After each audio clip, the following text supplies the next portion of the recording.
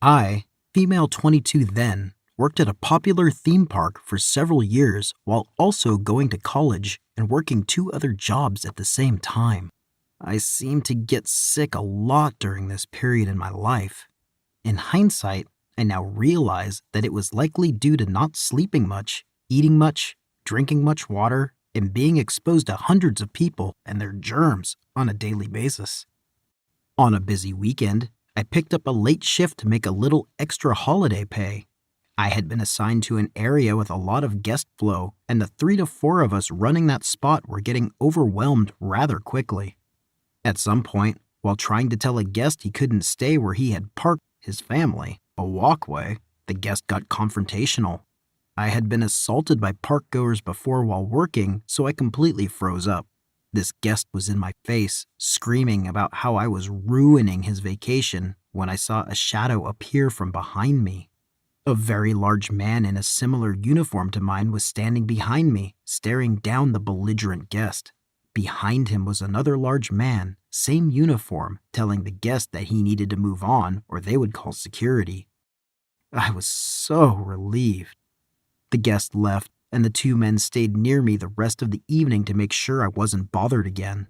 The second coworker, Mac, asked me all kinds of questions about my life and where I usually worked. I was so grateful for their support, I think I answered his questions for the next 2 to 3 hours while we finished up our shifts. At the end of the evening, Mac asked for my phone number and I gave it to him. He wasn't really my type, but I figured it was the least I could do after how much he and his friend had helped me. We ended up going on a date about a week later. It wasn't a very long date, and I realized pretty early on that I still really wasn't interested in him as anything more than friends. When we went to part ways, Mac asked when he could see me again. I tried to gently turn him down as nicely as possible, telling him I would be up for being friends, but nothing else. He protested, begging for one more date, and I could tell that he was pretty angry. I shook my head again, apologizing profusely, not wanting to be rude. His face was flushed with anger by now, and he forced a too long hug on me before I could walk away. It was a big theme park, and we didn't normally work in the same area, so I left feeling some relief at knowing I probably wouldn't see him again. My phone started going off constantly, text after text, paragraphs asking for another chance, telling me that we were meant to be and that our meeting had been fate. He really did think that he was my knight in shining armor and could not seem to understand why I wasn't interested. After countless messages back telling him I really didn't see him that way, I finally blocked his number. About a week later, one of my zone coworkers came up to me asking if I was dating a manager in another area. Mac had evidently been telling people that he and I were going steady. I vehemently denied it to my coworker and to several others that came up to me throughout the day. A few days later, I saw him waiting near at the entrance to the payroll office, seemingly looking for someone. Before I could think to avoid him, he spotted me and ran up to say hello. I remember his eyes being too wide, smile just a little off-putting. He repeatedly said how much he had enjoyed our date, that he couldn't wait for the next one. There were lots of people walking around nearby, so I mumbled that I still wanted to just be friends and pretended that someone walking by was my roommate. Told him I had to go so I could get a ride home. His face contorted with anger again, and he tried to grab my arm, saying he would give me a lift home, but I dodged. Before he could try again, I slipped into the crowd. I remember feeling my heart banging against my chest and kept checking behind me the entire walk to the parking lot. He just stood outside the payroll office, his face red, staring at me as I walked away. A few days later, I was sick again. I got on antibiotics, but my body had, unknown to me, developed an immunity to that brand of medication. I kept taking those pills for a week, not understanding why I was just getting worse. My roommate finally came home from work one afternoon to find me literally gasping for air from my bed. She rushed me to the ER, where they admitted me for a high fever and pneumonia. That first night, after being admitted, one of my lungs collapsed. The hospital told me that I was going to be there for a while. My roommate only told a few of our close friends that I was in the hospital. They visited when they could, bringing me books to read and keeping me updated on work. One told me that a manager from another zone had been stopping by almost daily to see if I was there. I felt my blood run cold and my heart rate ticked up on the monitor by my bed. I tried to sleep while I could after they left, but between the machines, the nurses checking in every hour, and worrying over Mac seeking me out, I could only manage hazy naps. The next day, I was woken up from one of these sporadic naps by a knock at the door. Expecting a nurse, I tried to sit up completely, but didn't have the energy. Through sleepy, blurred vision, I saw a large man enter the room. It was Mac. I felt my heart start pounding again. He was carrying flowers and had that creepy smile on his face again. I was literally stuck, couldn't move to get away, and no one was around.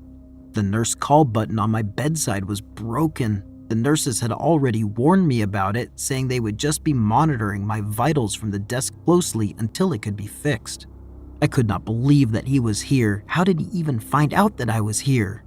He came and sat next to the bed, grabbing my hand in a too tight grip. He told me that he was worried after not seeing me at work anymore and that he wanted to check on his girl. The heart rate monitor was beeping pretty steadily now and must have triggered something at the nurse's station. I still couldn't breathe very well. Long-winded speech was hard and I was internally freaking out, so I was just replying to his chattering and questions with quiet, single-syllable words. After what felt like an eternity, but must have only been a few minutes, a nurse walked in. Mac's grip of my hand grew even tighter, prompting something akin to a squeak from me as my hand felt crushed in his. The nurse must have seen the look on my face, so grateful to her, and after a split-second glance between Mac and I, she asked him to step out so she could check me over. He dropped the flowers on the table and grudgingly walked out of the room. Before the door shut, he looked back at me and said he'd come back as soon as she was done. When the door closed, the nurse asked if I was okay. I shook my head no. She asked if I wanted him to come back. I managed a raspy, not at all. She didn't pry, didn't ask, but told me that she would take care of it. Grabbing a quarantine sign out of a cabinet near the entrance to my room, she hung it on the outside of my door. I heard him arguing with her for 5 to 10 minutes before it finally got quiet again. She told me afterwards that he had finally left and that she had made a note at the nurse's station not to let him in again. I thanked her and asked if she could throw the flowers away outside the room. Just looking at them was giving me the creeps. I was there for another 2 weeks. They didn't want to release me too early given my medical history. I asked my roommate to pick up a gift card the day before I left so I could give it to the nurse who had been so kind and perceptive during my stay. I didn't return to work for another 2 to 3 weeks after that. My lung capacity took another month to be fully back to what it was before. When I got back, I asked a couple of friends of mine if they had told Mac that I was hospitalized and where I was hospitalized. There were several large medical centers in the area. I didn't think he could have found out by calling every single department. They said they had only told our head manager that I was there when she asked why I'd been gone for so long. I now assume that he found out from her. I spent the next several months looking over my shoulder and scanning rooms before entering. I thought I spotted him sitting in his car in our lot a few times, but that was never 100% sure. I made sure I was never alone going out to my car in the evenings.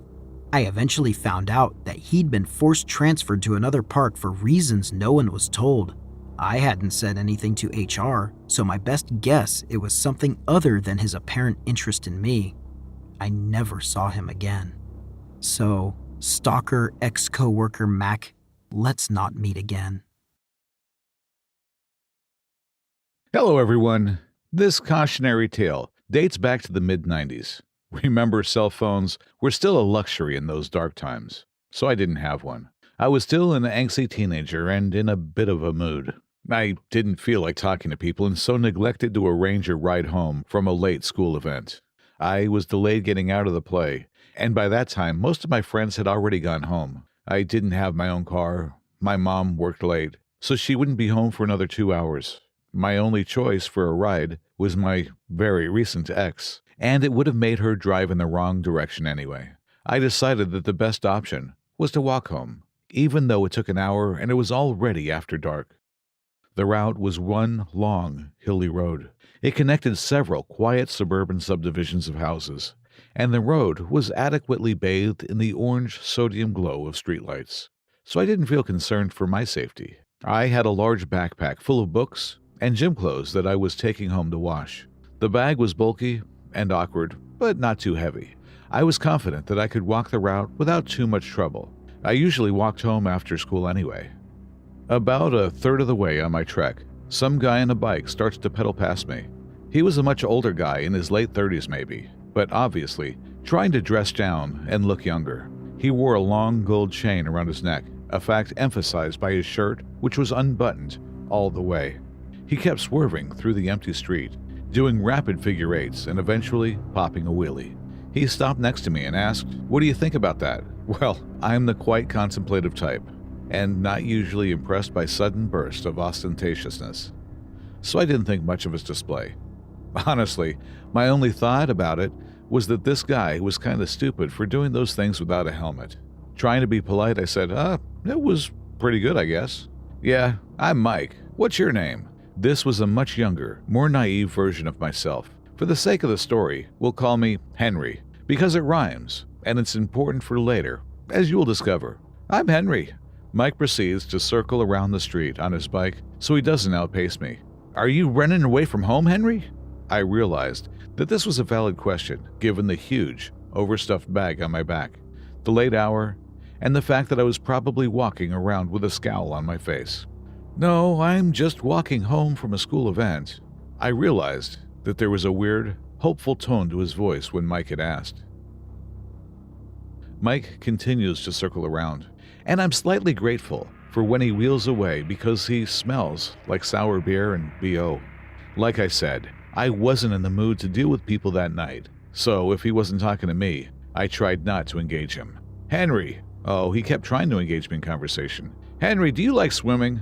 Unfortunately, we had drifted into a darker patch of road, so we could see my patented, annoyed eyebrow arching. "Sometimes," I huffed, non-committally, trying to let the annoyance color my voice. "Henry," he drawled at me. With each loop, he pulled up next to me. After 3 or 4 revolutions, I snapped. "What?" "Do you know the trailer park at the top of the next hill, Henry?" I did, and grunted in an affirmative. "They don't lock their pool gate. You like hot tubs?" Finally, younger, stupider me is picking up on his instincts and cluing into the fact that this guy is a huge creeper. I tried to deflect the question. "Sorry, man, I don't have a swimsuit." He responds, "You don't need one." He did another slow rotation in his figure eights, saying my name in a long, eerie time to his bicycle's loops, and when I failed to respond, he follows up with, "You running away from home?" Again, his voice was strangely optimistic when he asked. Starting to get severely unnerved by this guy, I blurted out, "I'm going home." There was a slight wobble in my voice.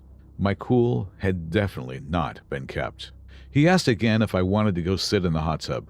I tried to keep him in my peripheral vision, but avoid eye contact, and I refrained from answering any more of his questions. I also tried to reach up and loosen my backpack straps in case I had to drop the pack and take off running.